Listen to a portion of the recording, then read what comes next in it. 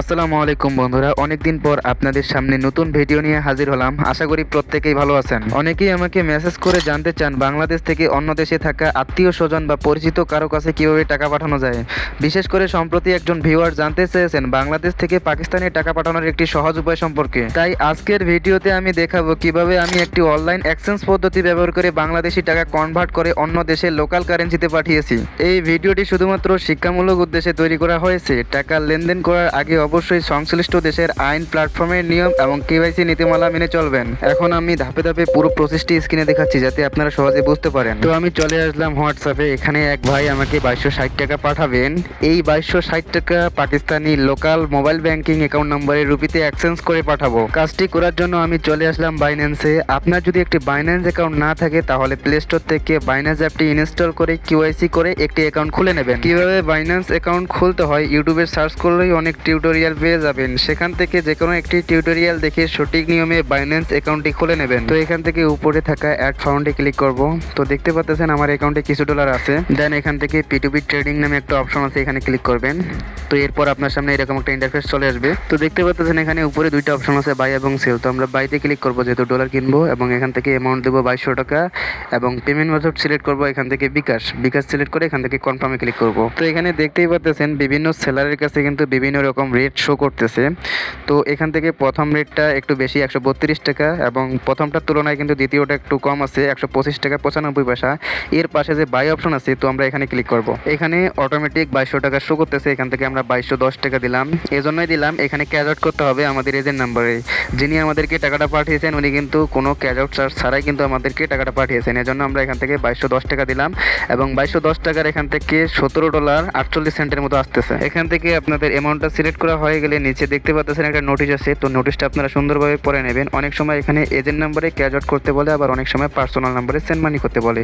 তো এখান থেকে আমি একটা স্ক্রিনশট নিয়ে নিচ্ছি। এরপর নিচে থাকা প্লেস অর্ডার আছে, এখানে ক্লিক করব। প্লেস অর্ডারে ক্লিক করার পর এখান থেকে তাদের বিকাশ ওয়ালেট নাম্বারটি শো করতেছে এবং এখানে বলা হয়েছে ইনবক্সে কথা না বলে টাকা পাঠাবেন না। আমরা এখন ইনবক্সে কথা বলে দেখি আসলে ক্যাশ আউট করতে বলতেছে নাকি সেন্ড মানি করতে বলতেছে। ইনবক্সে কথা বলার জন্য এখানে চ্যাট নামে একটা অপশন আছে, এখানে ক্লিক করব। এখান থেকে আমরা ওনাকে হাই দিলাম। এখন উনি বলতেছে যে নাম্বার থেকে টাকা পাঠাবেন সেই নাম্বারটা দিন।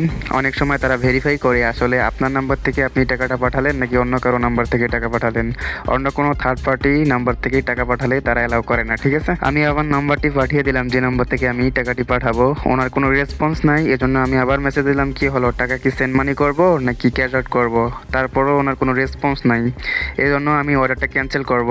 যেহেতু উনি কোনো রেসপন্স করতেছেন না, 2-3 মিনিট হয়ে গেল। আপনারা যদি ভুলবশত অর্ডার করে থাকেন তাহলে সেটা ক্যান্সেল করবেন কিভাবে। ক্যান্সেল করার জন্য এখান থেকে ব্যাক বাটনে ক্লিক করবেন। দেন এখান থেকে এই যে ক্যান্সেল দ্য অর্ডার লেখা আছে, এখানে ক্লিক করবেন। এখান থেকে ক্যান্সেল অর্ডারে ক্লিক করবেন।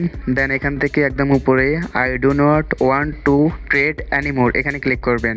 দেন একদম নিচে এটাতে টিক মার্ক দিয়ে কনফার্ম ক্যান্সেলেশনে ক্লিক করবেন। তো আমাদের আগের অর্ডারটা কিন্তু ক্যান্সেল হয়ে গেছে। তো এখান থেকে আমরা ব্যাক বাটনে ক্লিক করে এখান থেকে সেম একই প্রসেসে 126 টাকা 1 পয়সা যে ডলার রেট আছে এখানে বাই অপশনে ক্লিক করব। তো এখান থেকে 2210 টাকা সিলেক্ট করলে এখানে আসে $17.47 মতো, ঠিক আছে। তো এখান থেকে আমরা ক্যাশ আউট করতে পারবো, ক্যাশ আউট অ্যাভেলেবেল। তো এখান থেকে নিচে প্লেস অর্ডারে ক্লিক করব।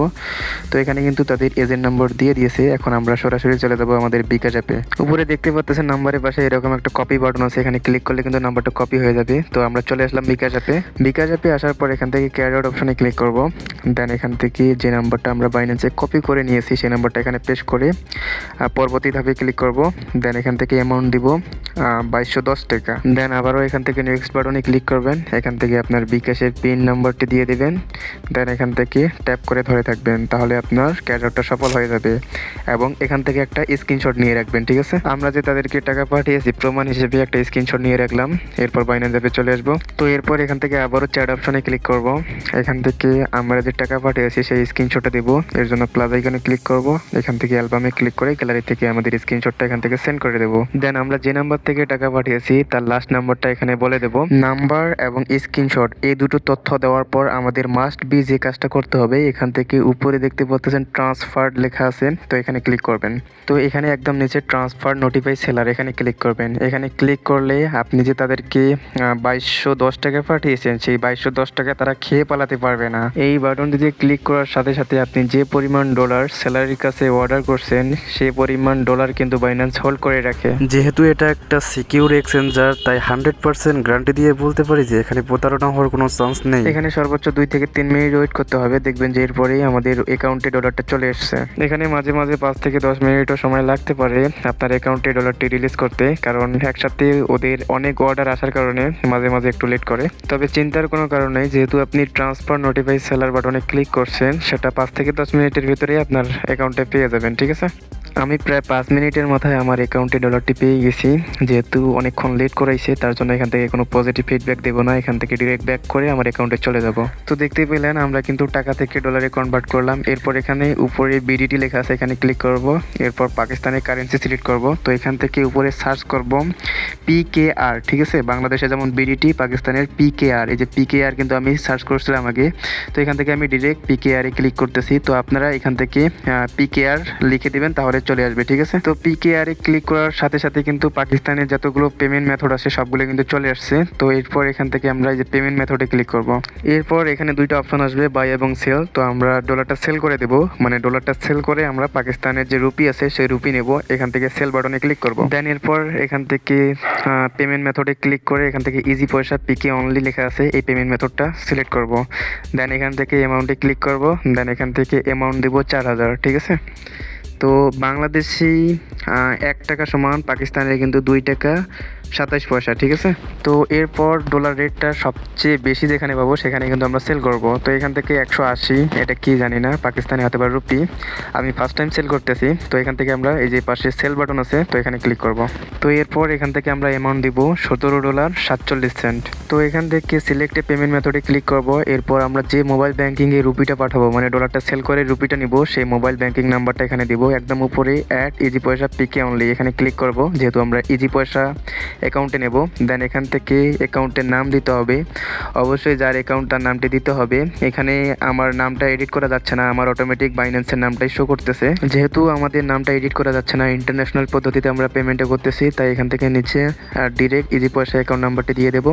তো দেখতে পাচ্ছেন এখানে কিন্তু ডিরেক্ট +92 দেওয়ার কারণে কিন্তু নিচ্ছে না, আমরা কান্ট্রি কোডটা কেটে দেবো, এটা বাইন্যান্সে অটো নিয়ে নেয়। ঠিক আছে, আমরা জাস্ট ওই যে 32 থেকে শুরু করব, মানে 3266 থেকে শুরু করব। তো ইজি পয়সা অ্যাকাউন্ট নম্বরটি দেওয়ার পর নিচে অপশনালি ইজি পয়সা লিখে দিতে পারেন, অথবা অ্যাকাউন্ট হোল্ডার নেম, মানে যার নামে অ্যাকাউন্ট আছে তার নামও দিতে পারেন। দেন এখান থেকে নিচে কনফার্মে ক্লিক করবেন। তো পেমেন্ট মেথডটা অ্যাড করার জন্য এখানে অনেক সময় ফেস চায় এবং অনেক সময় ফিঙ্গারপ্রিন্ট দিলে হয়ে যায়। তো এখান থেকে আমি পাস কি হিসেবে আমার ফিঙ্গারপ্রিন্টটা দিয়ে দিচ্ছি।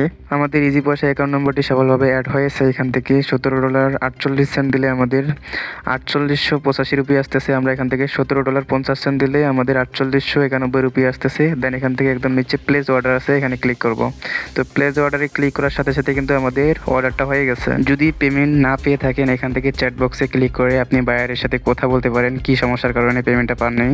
তো আমরা 5 থেকে 7 মিনিট ওয়েট করার পরে কিন্তু ইজি পয়সা অ্যাকাউন্টে এখনও সেই রুপিটা রিসিভ করি নাই। তো এখানে আমি ওদেরকে বললাম ইংরেজিতে যে আমি একজন বাংলাদেশি বায়ার, ইংরেজিতে কথা বলেন। তো উনি আবার বলতেছে ইজি পয়সা account and Binance account same নাহি হয়, মানে ইজি পয়সা অ্যাকাউন্ট হোল্ডার নেম এবং আমাদের বাইন্যান্সের নাম দুটাই অমিল থাকার কারণে তিনি পেমেন্টটা করতেছেন না, এটাই স্ক্রিনশট দিয়েছেন। তো আমি এটা স্ক্রিনশট নিয়ে হচ্ছে হোয়াটসঅ্যাপে আমি পাঠিয়ে দিব। তার উপরে দেখুন পেমেন্ট রিসিভ নামে কিন্তু বাটনটা ইনেবল করছে। তো আপনারা পেমেন্ট না পাওয়া পর্যন্ত কিন্তু পেমেন্ট রিসিভ বাটনে ক্লিক করবেন না, কারণ পেমেন্ট রিসিভ বাটনে ক্লিক করলে কিন্তু স্ক্যামের শিকার হতে পারেন। আপনি যখনই আপনার ইজি পয়সা অ্যাকাউন্টে পেমেন্টটা রিসিভ করবেন, তারপরে হচ্ছে পেমেন্ট রিসিভ বাটনে ক্লিক করবেন, আদারওয়াইজ পেমেন্ট রিসিভ বাটনে ক্লিক করবেন না। তো আমি এখান থেকে ওনাকে হোয়াটসঅ্যাপে বলে দিচ্ছি, মানে যে আমার আন্ডারে অন্য দেশে মানে পাকিস্তানে রুপি পাঠাবেন। তো ওনাকে বললাম যে আসলে পেমেন্ট গেছে কি না, উনি বলতেছে যে না এখনও আসে নাই। তো যাই হোক, তার কিছুক্ষণ পরে কিন্তু পেমেন্টটা করে দিয়েছেন, যেহেতু বলছি যে আমি বাংলাদেশে আর উনি বুঝতে পারছেন। তো আমরা যেহেতু আমাদের ইজি পয়সা অ্যাকাউন্টে পেমেন্টটি রিসিভ করছি, ওনাকে একটা থ্যাঙ্কস দিতেই পারি। দেন এখান থেকে আমাদের যে কাজটা করতে হবে, পেমেন্ট রিসিপ্ট যে বাটনটা আছে এখানে ক্লিক করবেন। এখানে ক্লিক করার পর 2 নম্বর অপশনে দেখতে পাচ্ছেন I have received the payment, তো এই বাটনে ক্লিক করবেন। আই হ্যাভ নট রিসিভে ক্লিক করবেন না, ঠিক আছে? নয়তো বা আপনার অ্যাকাউন্টটি ডিসেবল হয়ে যেতে পারে। যেহেতু আপনি পেমেন্ট রিসিভ করেছেন, 2 number button I have receive the payment, এখানে ক্লিক করবেন। দেন এখান থেকে আপনার ফিঙ্গারপ্রিন্ট দিয়ে দিবেন পাসকি হিসেবে।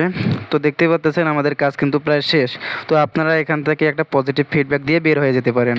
তো এভাবে আপনারা ইন্টারন্যাশনাল পদ্ধতিতে বিশ্বের যে কোনো দেশে টাকা পাঠাতে পারবেন কোনো ঝামেলা ছাড়াই। ভিডিওটি যদি আপনার উপকারে আসে তাহলে অবশ্যই একটি লাইক করবেন এবং এরকম আরও অনলাইন আর্নিং, ডিজিটাল পেমেন্ট ও টেক ভিডিও পেতে রিয়ান টেক অফিসিয়াল ইউটিউব চ্যানেলটি সাবস্ক্রাইব করে পাশেই থাকবেন। ধন্যবাদ।